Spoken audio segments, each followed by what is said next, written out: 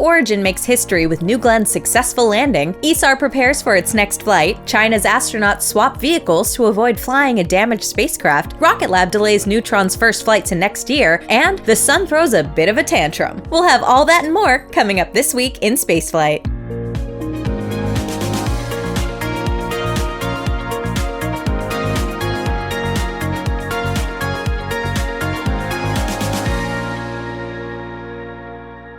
This week was a big update week for commercial space companies, so we've got a lot to talk about. Let's start off with some American companies, including Rocket Lab, which had an earnings call this week, recapping its performance during the third quarter of this year. As usual, CEO Peter Beck chimed in to give an update on the company's various programs, most notably its big rocket, Neutron. Rocket Lab has been working on this medium-lift launch vehicle for a few years, and now they're inching closer to its first flight. Currently, the company is deep into an extensive test campaign to qualify all components for Neutron's first flight. Now, as you probably know, Neutron is designed to be partially reusable, but the way that Rocket Lab's going about it is very different from other reusable rockets that we've seen thus far. Neutron's first stage stretches all the way up the rocket to encapsulate the second stage and the payload. This makes the first stage into a giant structure. Peter Beck claims that it's the largest flying carbon composite structure ever built, and it'll all be recovered upon booster landing. But this does make stage separation a bit more complicated than it is on other rockets. First, the so-called hungry hippo fairings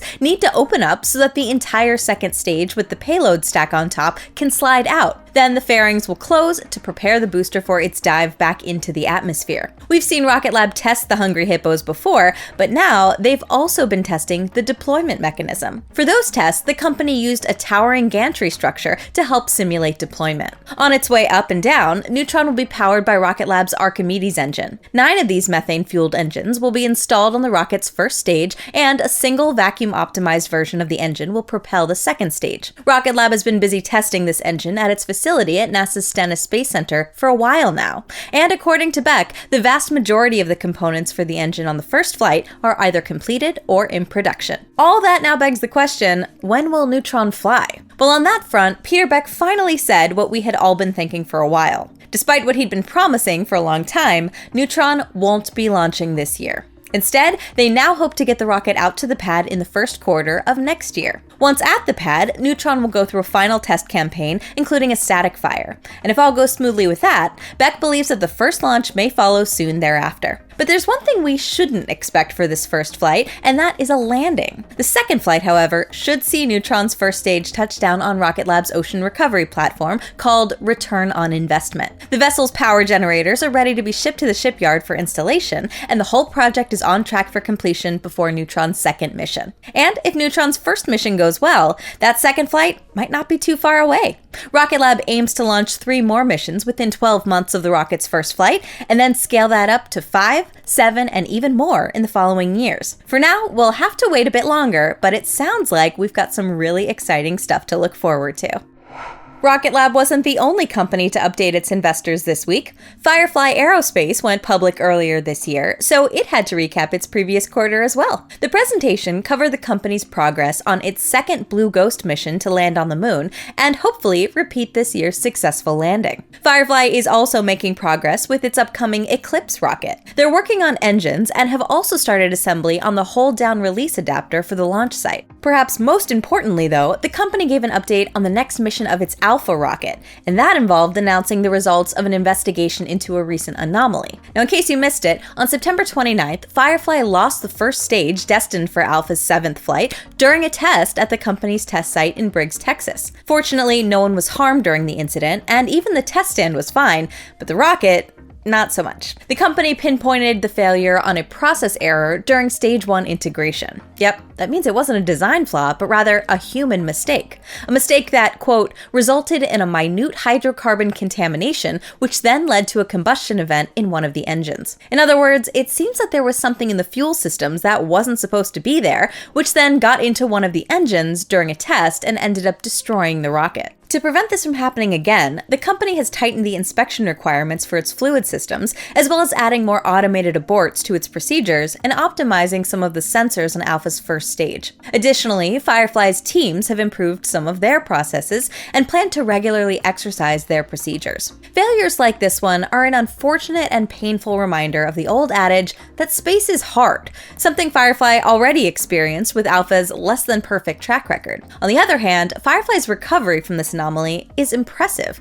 They found the culprit and they implemented a solution in just over a month, and that's really quick. Firefly is now getting ready for Alpha's 7th flight. A brand new booster for this mission is about to come off the production line and will be test fired at the company's Space Launch Complex 2 at Vandenberg in California. Launch should then follow around the end of the year or the beginning of next year. Hopefully, this one will be a massive success and Firefly will finally leave Alpha's woes behind. We are certainly rooting for that to happen.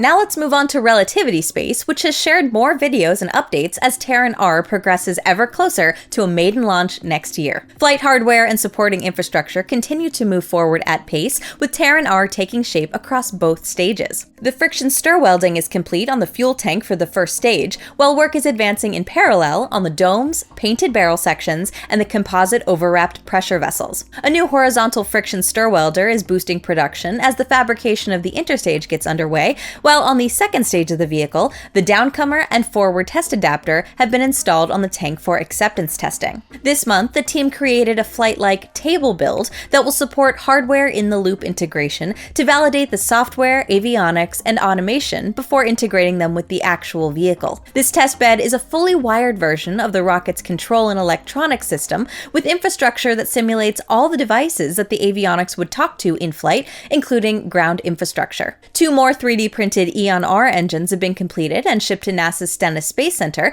where propulsion testing continues to intensify and work continues on the stands for the stage testing that will follow in the near future. Last month, we showed how the horizontal integration building is taking shape at Launch Complex 16. It's really coming along now, with roofing as well as side panels added. Additional construction has begun on the methane flare stack and the water tower, which now stands at over 18 meters and rising, while foundations are being poured for key support systems such as the launch pad and lightning protection piling. Meanwhile, Relativity also announced a partnership with satellite operator SES this week. The multiple launch agreement will leverage the medium to heavy lift capabilities of the reusable Terran R to place SES satellites directly into their final orbital position. Blue Origin has finally done it! New Glenn's first stage stuck the landing, making Blue the second company to ever land an orbital-class rocket booster. And the cherry on top? It also launched a couple of Mars-bound satellites for NASA. After several delays for many different reasons, New Glenn finally took the skies on November 13th by igniting its 7 BE-4 engines and slowly lifting off from Launch Complex 36 at Cape Canaveral. It then cleared the towers and ascended into the Florida sky, followed by a successful stage separation. Now earlier on the rocket's very first flight, 10 months ago, that is pretty much where the story ended for the rocket's reusable first stage. It failed to relight its engines upon re-entry, losing control and any hope of sticking the landing. But this time, Blue cleared that failure point with flying colors. The 3 gimbaling BE-4s on the booster, Never Tell Me the Odds, successfully reignited, powering the rocket through re-entry, and not too long after, they lit up again for the landing burn. But then, the rocket seemed to aim for the sea below instead of the landing platform Jacqueline, which was compounded further by the wide-angle views on board Jacqueline, and Glenn Stage 1 appeared to be headed just off to the side. But nope, New Glenn seemed to have borrowed a page from New Shepard's playbook. Just like its smaller sibling, it slowed down to a hover and moved over to touch down softly on the landing platform. Now that was nothing short of spectacular, but as we were all focusing on the booster, the rocket's second stage was chugging along into space. After all, it had a mission to complete, carrying the 2 Rocket Lab-built satellites for NASA's ESCAPADE mission on the first leg of their journey to Mars. If you take a look at the calendar, though, we are not currently in an Earth-Mars transfer window, so how is ESCAPADE getting to Mars? Well, the mission was delayed a few times, giving the team time to devise a plan. New Glenn sent the spacecraft to Lagrange Point 2, a point of equilibrium in space 1.5 million kilometers away. From there, they'll move onward to the red planet under their own power when the next transfer window opens. Once they arrive at our planetary neighbor, the 2 satellites will then study Mars's magnetosphere to learn how solar wind slowly strips the atmosphere away from the planet. With its very successful second flight, New Glenn has kicked off what promises to be an exciting career. Its next mission may very well be a lunar mission, and it could lift off as soon as January. If you want to follow along with New Glenn and anything else that's happening in spaceflight, keep tuning in to This Week in Spaceflight. Subscribe to our channel to make sure that you won't miss it, and hit that like button to tell the algorithm that you enjoy our space news coverage. Next, we go to Norway and the Andøya spaceport, where the stages have now arrived for Isar Aerospace's Spectrum rocket. The stages were shipped from Isar's production facility in Ottobrunn near Munich, Germany. Spectrum is a two-stage vehicle that's entirely designed and manufactured in-house, measuring 28 meters in height and 2 meters in diameter. You'll remember that Spectrum took its maiden launch from the spaceport back in March of this year, and NSF was there to capture the moment. The rocket's flight termination system was triggered 30 minutes into that inaugural flight, which was later traced back to a faulty valve. Since that first launch, Isar has been testing its in-house developed Aquila engines at the company's state-of-the-art facility in Sweden. These completed acceptance testing in late October, ahead of being shipped to Norway, where the stages will now conduct their pre-flight testing campaign. Isar is one of 5 European launch providers selected earlier this year by the European Space Agency for the next phase of its European Launcher Challenge. Back then, the company submitted proposals alongside Rocket Factory Augsburg, PLD Space, Maya Space, and Orbex. The formal awarding of the funding is due to be announced at the end of this month during the agency's ministerial meeting in Bremen, Germany. And while we're focusing on Germany, the Bremen-based aerospace company OHB announced this week that it's created a new subsidiary called the European Spaceport Company with the express purpose of consolidating its launch infrastructure activities and positioning Europe for more independent access to space. OHB has already received almost 3 million euros in funding from the German government to develop a floating launch facility off the German coast with preliminary designs for a 170-meter-long launch ship. The new company intends to realize both a European offshore spaceport and to expand the launch capabilities in Europe's existing spaceport in Kourou, French Guiana. According to this week's press release, the new launch complex will support various rocket types. Germany has also been selected as the location for a new European Satellite Operations Center, according to a new announcement from Vodafone and AST SpaceMobile this week. The pair first declared plans to build a space-based mobile network supporting direct-to-mobile functionality back in early 2022, attracting interest from different network operators across 21 European Union member states. The pair have yet to finalize whether the center will be located near Munich or Hanover. While many of the operations will be automated, specialist engineers will be monitoring and responding to extraterrestrial issues such as solar flares. The center will become the operations hub for their Bluebird constellation in Europe as the pair accelerate the delivery of mobile broadband from space across Europe. The new Block 2 Bluebird satellites will deliver 10 times the bandwidth of their predecessors and will begin to launch starting this December. The first will be aboard an LVM-3 from India, with subsequent launches booked aboard Falcon 9s and later New Glenn.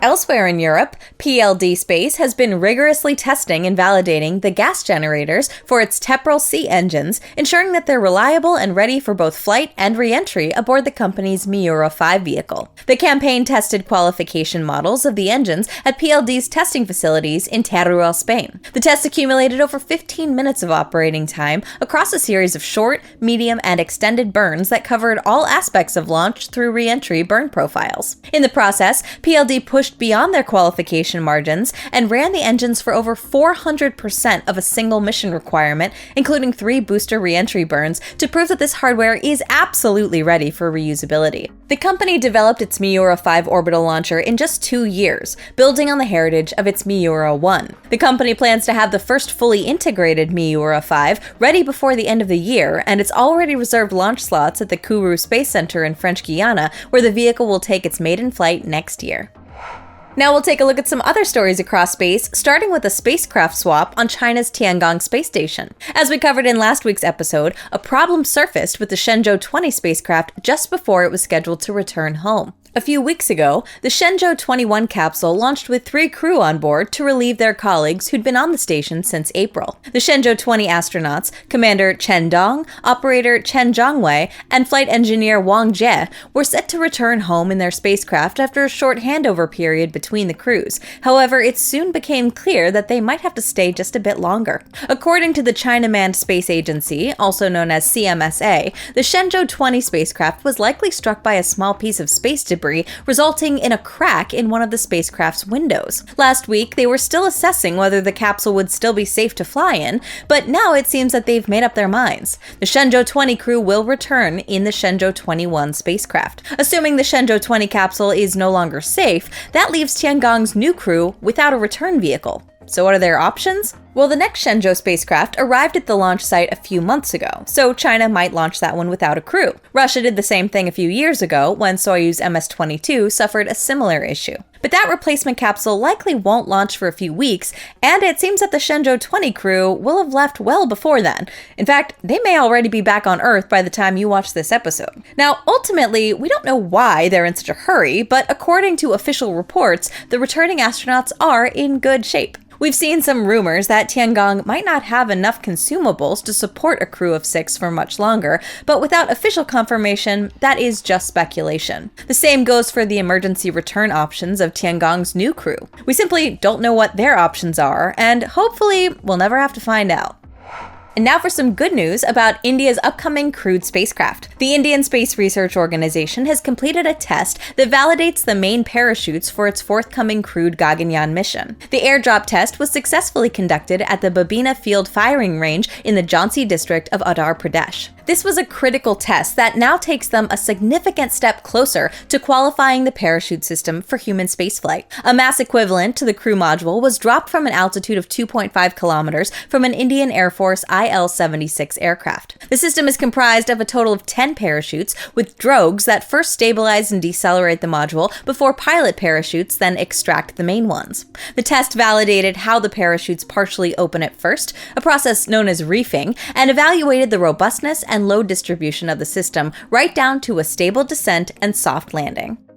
We also got some capsule news from Europe this week. The exploration company is working on its capsule named Nix, and it recently tested a shield to protect it from micrometeoroid and orbital debris, or MMOD. At orbital velocity, even a small particle, like a fleck of paint, can cause a lot of damage when colliding with a spacecraft. So most satellites are outfitted with MMOD shields to prevent disaster, and as we've just seen with Shenzhou 20, this is especially important when crew is involved, like on the International Space Station and its visiting vehicles. The exploration company plans to fly Nix to the ISS in 2028 on a cargo resupply mission for the European Space Agency's LEO Cargo Return Service program. But their plans go even further.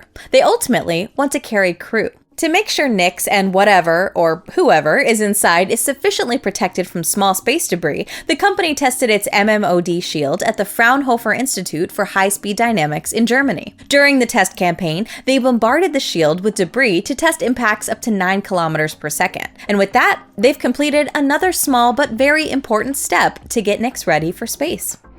Earlier this week, our sun launched another intense coronal mass ejection, or CME, towards the Earth, which reached us on November 12th.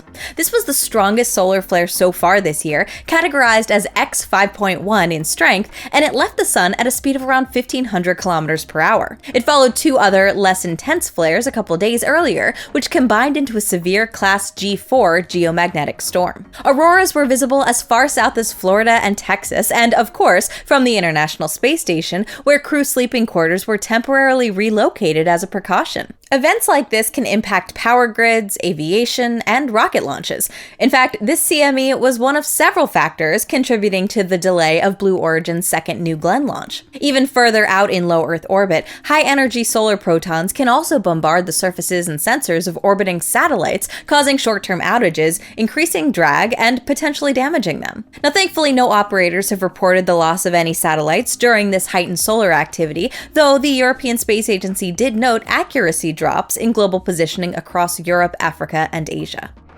Even more significantly, the agency announced the observation of another CME this week, but this one was much further away. This discovery has excited astronomers because it's the first time that we've actually seen a giant explosion on a star other than our own. While they've hinted at something like this for decades, and of course we know they're common on our own sun, we've never definitively spotted one on another star until now. So how did they confirm it? Well, it took the combination of two different telescopes, the European Space Agency's XMM Newton Space Observatory and the Low Frequency Array, or LOFAR, radio telescope, which is a distributed network of stations mainly in the Netherlands and across several other European countries. These coronal mass ejections thrust massive amounts of material into the surrounding space, producing a shock wave as they travel and an intense burst of radio waves. These short but intense radio waves were detected by a team from the Netherlands Institute of Radio Astronomy, and they originated from a nearby star around 130 light-years away, a red dwarf that's cooler and smaller than our sun, with roughly half the mass. That said, the star has a magnetic field about 300 times more powerful than ours, and it rotates 20 times faster.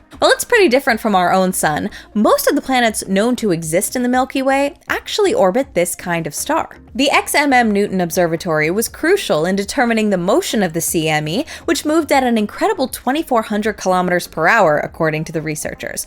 That's something that we see here only once every 2,000 solar events. This ejection was also so dense and fast that it could completely strip away the atmosphere of a nearby planet. So the discovery is a game changer for better understanding stellar evolution and the search for other habitable worlds. In particular, it could help to explain why some exoplanets are lifeless despite being in what we call the habitable zone. And now let's take a look at the week's launches. It was another busy one, with rockets lifting off from China and Florida, including two high-profile launches from Florida that had both been rescheduled following scrubbed attempts last week. From China, we started off with a sea launch as a Changzheng 11H lifted off from the Haiyang spaceport in Chinese coastal waters on November 8th. This was the first time the four-stage solid propellant rocket had flown in almost 2 years. On board were 3 Xi'an, or test satellites, which will test new optical technologies in low Earth orbit. Another four-stage solid propellant rocket took off from northwestern China, also carrying a batch of test satellites on November 9th. A Kinetica 1 lifted off from the Zhochuan Satellite Launch Center, carrying a pair of remote sensing test satellites to sun-synchronous orbit, which will maneuver to perform tests in a very low Earth orbit later in their mission. The first of 2 Starlink missions for the week left the pad at LC-39A in Florida on November 9th. This mission was only the third to carry 29 Starlink V2 mini satellites, as SpaceX continues to push the boundaries of payloads to orbit. Booster B-1069, which made its debut almost 4 years ago on the CRS-24 cargo resupply mission, successfully landed on the deck of drone ship A Shortfall of Gravitas after its 28th flight. The second Starlink mission of the week broke previous records on November 11th when it became the 94th orbital launch from Florida in a year, once again carrying 29 Starlink satellites on board. It successfully landed on the deck of drone ship Just Read the Instructions. Then a Changzheng 12 launched from the Wenchang Space Launch Site on Hainan Island on November 10th. This was the third flight of the vehicle, carrying another batch of internet communication satellites to low Earth orbit for the Guowang constellation. This is one of 2 Chinese mega constellations which aim to rival Starlink. With 104 satellites in orbit, Guowang is almost caught up to Chinese rival Qianfan, also known as G60, which has 108 in orbit so far. Moving back to the Zhochuan Satellite Launch Center on the same day, Galactic Energy launched 3 satellites aboard a Series 1, but this launch didn't go as planned. The 4th stage shut down prematurely 8 minutes into the burn, and the payloads weren't placed into their sun-synchronous orbit. This was the vehicle's second failure in 5 years and is likely to delay the Series 2, which uses an improved version of this same 4th stage and was expected to debut before the end of the year. Then at the end of the week, we of course had New Glenn's Escapade mission, which we discussed earlier. Just a few hours later, another high-profile mission lifted off from the Cape as United Launch Alliance launched its Atlas V and its most powerful configuration on November 14th from Space Launch Complex 41. It inserted the Viasat-3 F2 communications satellite into a geosynchronous transfer orbit. Once operational early next year, this satellite is set to double the capacity of Viasat's entire fleet and provide satellite communications over the Americas. Going into next week, the manifest looks busy despite some uncertainties with the FAA's restrictions that followed the US government shutdown. With that whole saga now over, the restrictions will hopefully lift, but for now, they're still in place. Nevertheless, SpaceX has up to 4 planned Starlink launches, 3 of which are for the Group 6 shell of the mega constellation. If schedules hold, we could see 2 late-night missions on November 15th from nearby pads LC-39A and Slick 40. Rocket Lab is due to launch another suborbital Electron on November 16th from the Wallops Flight Facility in Virginia,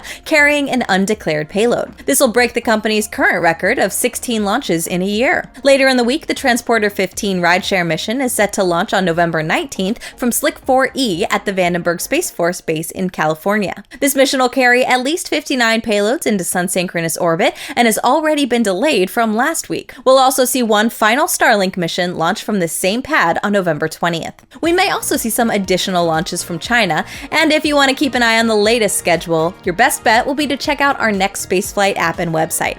It's a great way to stay up to date, and it's completely free. And that's your weekly update of spaceflight news. I'm Alicia Siegel for NSF, and we'll see you all again next week to recap this week in spaceflight.